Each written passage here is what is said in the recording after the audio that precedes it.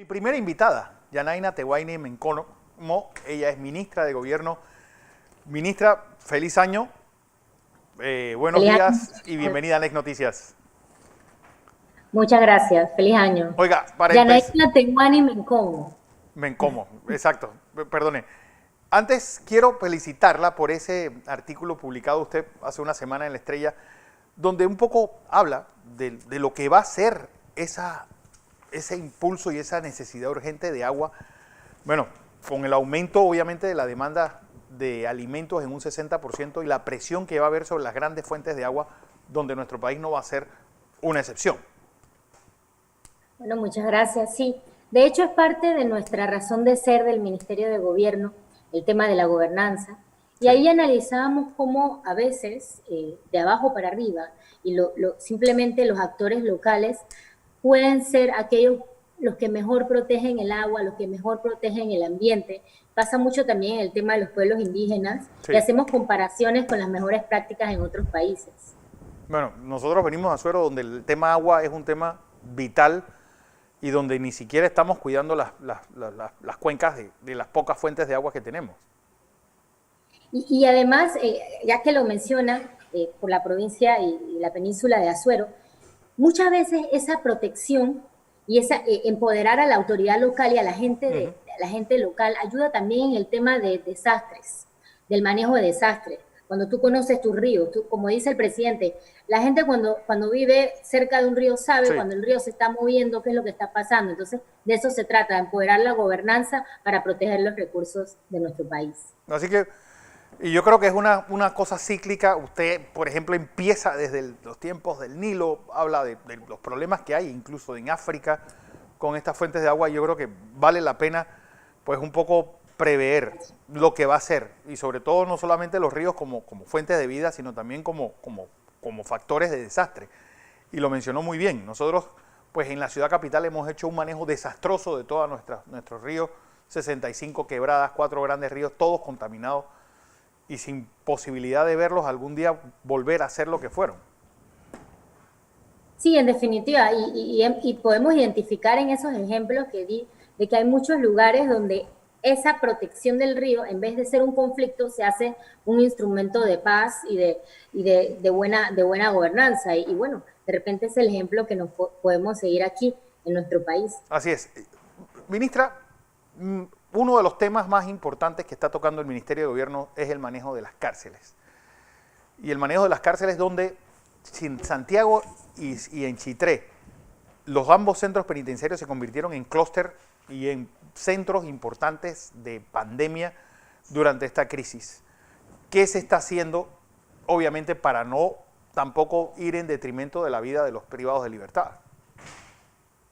Claro, esa pregunta es muy importante porque la voy a dividir en dos fases. Primeramente, nosotros tenemos que atender como gobierno nacional la Sí. situación actual del COVID. En ese sentido, nosotros entendíamos que los centros penitenciarios de las provincias centrales, sobre todo los de las provincias centrales, porque lo he dicho con anterioridad y ustedes lo saben, no son centros penitenciarios per se, son extensiones de un cuartel, que no mantienen las condiciones. Y al entrar, identificamos que el COVID iba a ser probablemente iba a pegar muy fuerte en esos clústeres. Y así fue. De inmediato nosotros tomamos las medidas para que se evitara. Una vez se dio el contagio en los centros, yo quisiera resaltar algo que tal vez no se ha visualizado mucho en los medios, pero que es importante tomarlo en cuenta, de que nosotros contuvimos el virus y también cuidamos de los privados de libertad de una manera muy especial. Nosotros podemos decir que en el continente, Panamá es uno de los países que menores víctimas por COVID, por contagio, en los centros En los centros penitenciarios tuvo. penitenciarios. Sí, tuvimos una intervención inmediata de la mano del Ministerio de Salud. Había una coordinación muy buena con el Ministerio de Salud de que en el momento que teníamos un positivo se actuaba inmediatamente, se llevaban a cabo pruebas masivas en el centro y ya se iban aislando, porque lo importante en ese momento era tener la información. Ya de allí paso a la segunda fase de su pregunta. Nosotros estamos en una elaboración de lecciones aprendidas. En definitiva, bueno, como decimos, bueno, el COVID nos agarró a todos de sorpresa, Claro. pero allí nos dimos cuenta realmente de las verdaderas falencias y de hecho de esas lecciones aprendidas vamos a llevar a cabo bastantes acciones para este año que sigue enfocadas en ese tipo de mitigación y sobre todo en el tema sanitario. Le comento que nosotros estamos llevando a cabo un programa muy agresivo de agua potable para los centros penitenciarios que no tenían agua potable. No. Entonces, tiempos de COVID, no hay agua potable, donde más necesitas la sanidad, y de hecho es apropiado por el momento, porque es un tema que realmente tiene gran impacto en la población penitenciaria y no es un alto costo. Entonces nosotros tenemos que ser creativos en ese sentido para que las acciones que llevemos a cabo no nos quedemos parados por una pandemia o por falta de presupuesto. Ese tipo de acciones son de alto impacto y lo estamos llevando a cabo y tenemos un avance bastante positivo, de un 70% ya casi. Don José. Buenos días, ministra. Buenos días. Oiga, un poco complicado pronunciar su nombre, ¿eh? Sí. ¿Cómo se le puede decir a usted de una forma más fácil? Yanaína. Yanaína, pues, es mejor, ¿eh? Yanaína. Bueno, me recuerda al Instituto Nacional de Agricultura las últimas 3 palabras. Letras. Yanaína. Exacto. Señora ministra, quiero tocar un tema que es el poder local. Y se la voy a tocar para 4 provincias que están bajo el cerco sanitario. Herrera, Los Santos, Coclé y Veraguas. El poder local funcionó muy bien durante los primeros meses de la pandemia y te recordará que durante los meses de julio, agosto, nosotros en Herrera, Los Santos, estuvimos bajos, pero el poder local ha desaparecido y no forma parte ya de esta estrategia. Noto que hay una reducción del papel que las juntas locales deben jugar en la lucha contra la pandemia, porque ellos son los dirigentes locales, no importa de qué partido sean. Y son las estructuras políticas partidarias las que controlan estas mayorías de estas juntas. Pero mi pregunta ahora es, ¿qué trabajo hace su ministerio? Porque esto está bajo su responsabilidad como gobierno, ver los gobiernos locales. Bueno, y en Muchas paralelo, gracias. ministra, y quiero también añadirlo, los comités de salud que también han sido los grandes desaparecidos durante esta crisis. Así es. Bueno, yo quisiera resaltar algo muy importante. Y yo sé que usted también conoce este tema. Para el presidente siempre ha sido muy importante la participación de los gobiernos locales y siempre nos lo ha hecho, lo ha dejado muy claro al gabinete.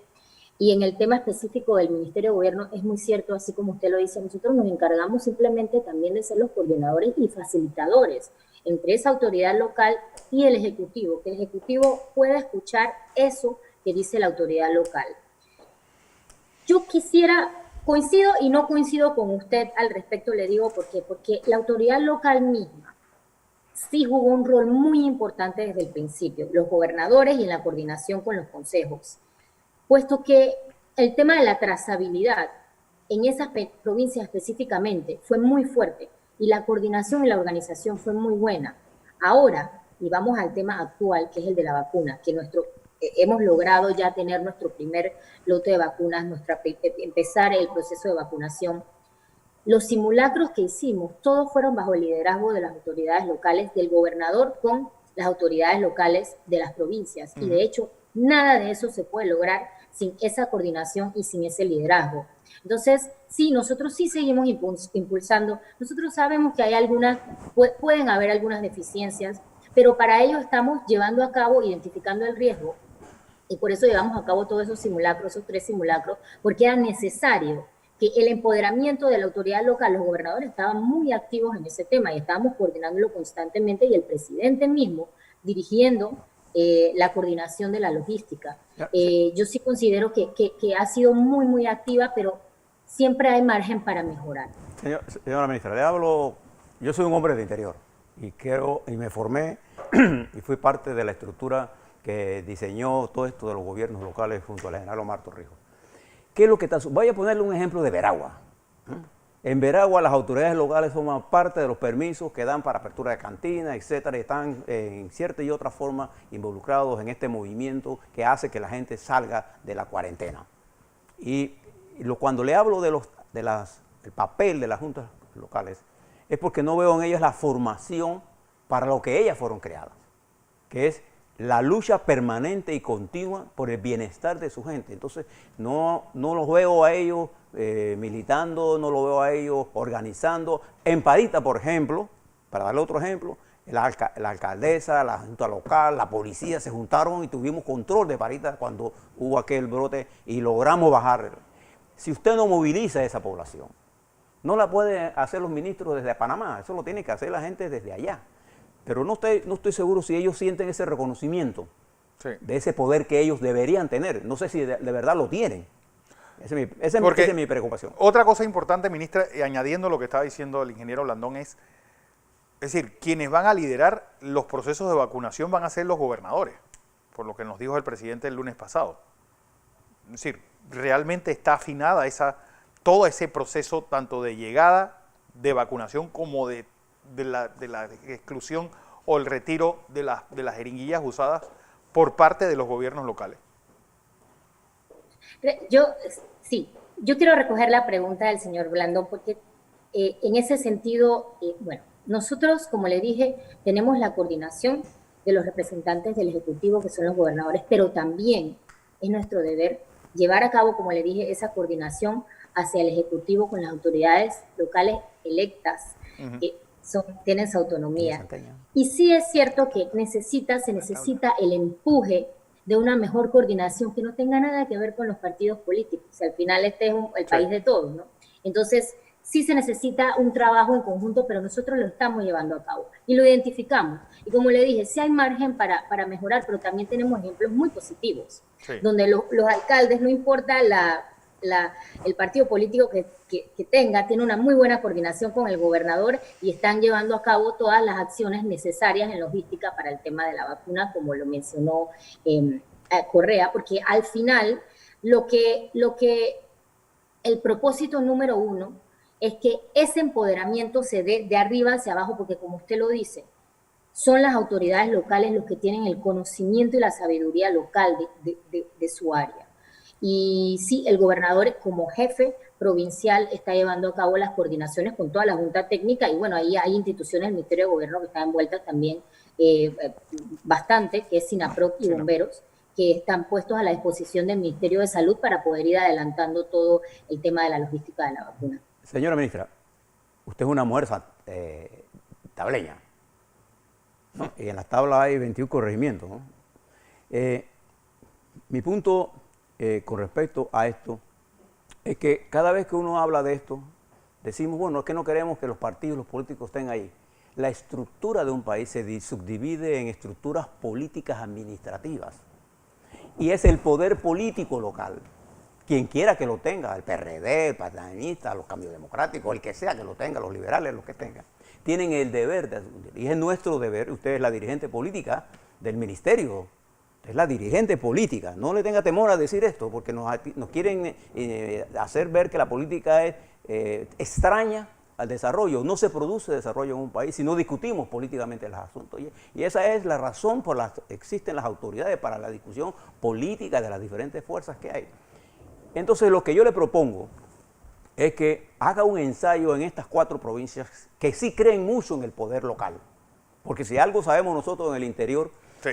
¿Sabe quién es el representante? No, y la Junta, nosotros somos, usted que es tableña, y nosotros, él que es macaraqueño, de un pueblo bien cachimón, yo que soy de Chitré, nosotros sabemos lo que significa la unidad, la Junta de Embarra, sabemos de eso. Ahora que tenemos 4 provincias, utilicemos esa estructura política de base, política. Fíjate, yo no tengo ningún miedo a decirlo, ¿eh? Sí. No le hago caso a nadie de los influencers de que no, sí, los partidos políticos son los únicos que tienen estructuras establecidas en los corregimientos. Los únicos. Lo demás es puro cuento. Sí. Entonces, ¿por qué no hace un ensayo con estas provincias para incorporarlo más a la lucha contra el COVID? Porque esto va a durar varios meses. Esto no se va a acabar mañana. Yo le acepto su sugerencia y estoy totalmente de acuerdo con usted. Quiero que sepa que nosotros entendemos, sobre todo la organización, la división un poco ideológica, sociocultural que tiene este país en provincias centrales, y es muy cierto lo que usted dice. De hecho, justo ayer tuvimos una reunión con líderes de gobiernos locales, provinciales, y estuvimos hablando de otros temas, definitivamente no específicamente del COVID, pero sí existe una coordinación y es cierto que nosotros, independientemente, lo que quise decir es, independientemente del partido político, al presidente de la República le interesa mucho la inclusión. Siempre nos dice, todas las giras que vamos a ir tiene que estar la autoridad local, no importa de qué partido político esté, porque la coordinación tiene que ser buena y ese es el rol de nosotros aquí en el Ministerio. Yo le acepto su sugerencia y nos vamos a meter en provincias centrales y créame que hay una muy buena coordinación allí, hay una muy buena mística en las provincias centrales, pero siempre hay margen para mejorar. Ministra, me escribe un privado de Libertad que me dice el gran problema que es cada 15 días recibir los valores que le llaman ellos, sobre todo porque es gente que también está, sus familiares fuera, están pues rascándote también el bolsillo y llevar tanto material, pues obviamente es difícil. Es decir, ¿cómo se pudiera hacer para que las llegadas de los valores, gel alcoholado, sobre todo papel higiénico, jabones, fuera más expedito o que se las provea el propio ministerio? Y las cárceles de nosotros hay un montón de muchachos que no han visto un juez siquiera. Es decir, ¿eso no sería una forma también de descongestionar las cárceles en un momento como este? Gracias por su pregunta. Le voy a decir qué pasa.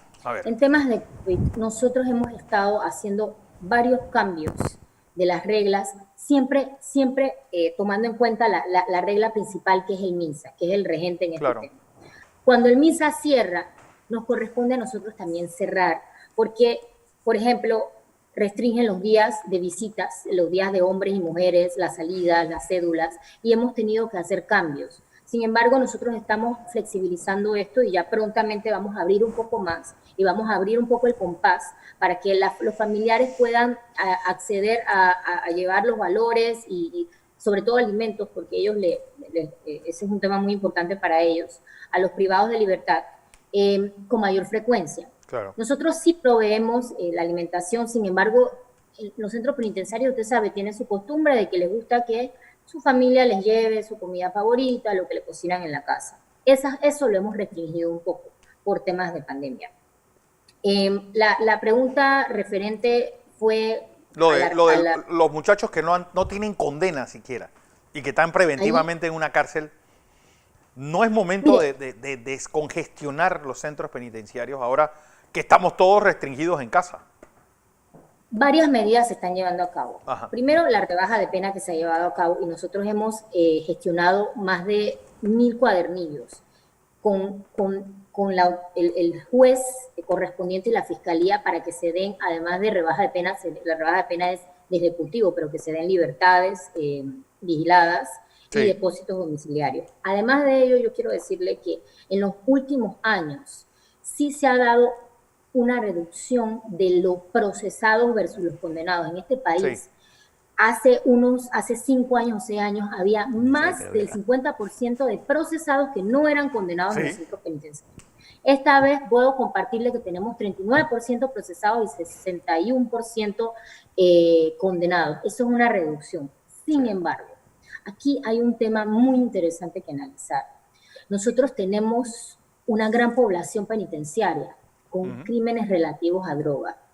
Y esto aquí nos hace analizar un poquito más en profundidad el drama y la drama de los centros penitenciarios panameños y por qué en los últimos 20 años la cifra se ha incrementado. Entonces, a pesar de que sí, es un problema del sistema penitenciario per se, pero no, es un problema que toca muchas aristas, desde el judicial, desde las fiscalías y de la misma sociedad per se y ¿por qué no? También internacional, porque es un tema de tráfico de drogas internacional donde nuestra posición geográfica juega un rol importante.